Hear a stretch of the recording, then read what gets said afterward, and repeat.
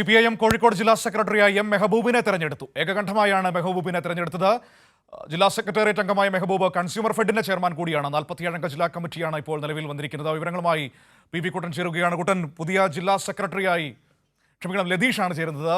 പാർട്ടിയുടെ പുതിയ ജില്ലാ നേതൃത്വത്തെ തെരഞ്ഞെടുത്തിരിക്കുന്നു. എം മെഹബൂബ് ഇനി കോഴിക്കോട് പാർട്ടിയെ നയിക്കും. ഒപ്പം തന്നെ പുതിയ ജില്ലാ കമ്മിറ്റി, പുതുമുഖങ്ങൾ, സമഗ്രമായ വിവരങ്ങൾ.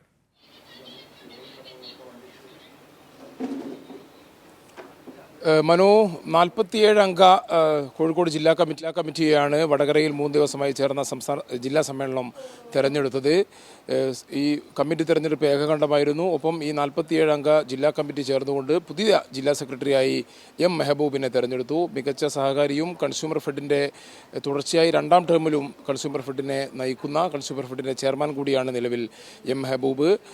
ജില്ലാ ബാങ്കിൻ്റെ പ്രസിഡന്റായി പ്രവർത്തിച്ചിട്ടുണ്ട്, സംസ്ഥാന സഹകരണ ബാങ്കിൻ്റെ പ്രസിഡന്റായി പ്രവർത്തിച്ചിട്ടുണ്ട്. അത്തരത്തിൽ സഹകരണ രംഗത്തെ അദ്ദേഹം കൈവച്ച മേഖലകളിലെല്ലാം വലിയ വിജയം നേടിയ മികച്ച സഹകാരിയായി സംസ്ഥാനത്ത് തന്നെ അറിയപ്പെടുന്നൊരു വ്യക്തി കൂടിയാണ് എം മെഹബൂബ്. 47 അംഗ ജില്ലാ കമ്മിറ്റിയിൽ 13 പേരാണ് പുതുമുഖങ്ങൾ. 11 പേർ നിലവിലുള്ള ജില്ലാ കമ്മിറ്റിയിൽ നിന്നും ഒഴിവായി. 13 പേർ പുതുതായി ജില്ലാ കമ്മിറ്റിയിലേക്ക് വന്നു. 6 വനിതകൾ, 2 വനിതകൾ, പുതിയ അംഗങ്ങളായ 2 വനിതകൾ ഉൾപ്പെടെ 6 വനിതകളാണ് ജില്ലാ കമ്മിറ്റിയിലുള്ളത്. 38 അംഗങ്ങളുള്ള അംഗങ്ങളെ സംസ്ഥാന സമ്മേളന പ്രതിനിധികളായും കോഴിക്കോട് ജില്ലാ സമ്മേളനം തെരഞ്ഞെടുത്തു. ഇനി ഉച്ച കഴിഞ്ഞ് വൈകിട്ട് ചുവപ്പ് സേന മാർച്ചാണുള്ളത്.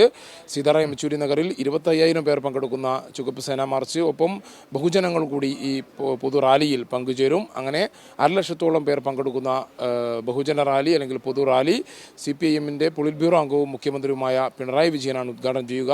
A. വിജയരാഘവൻ, അതേപോലെ തന്നെ എളമരം കരീം, TP രാമകൃഷ്ണൻ, PA മുഹമ്മദ് റിയാസ്.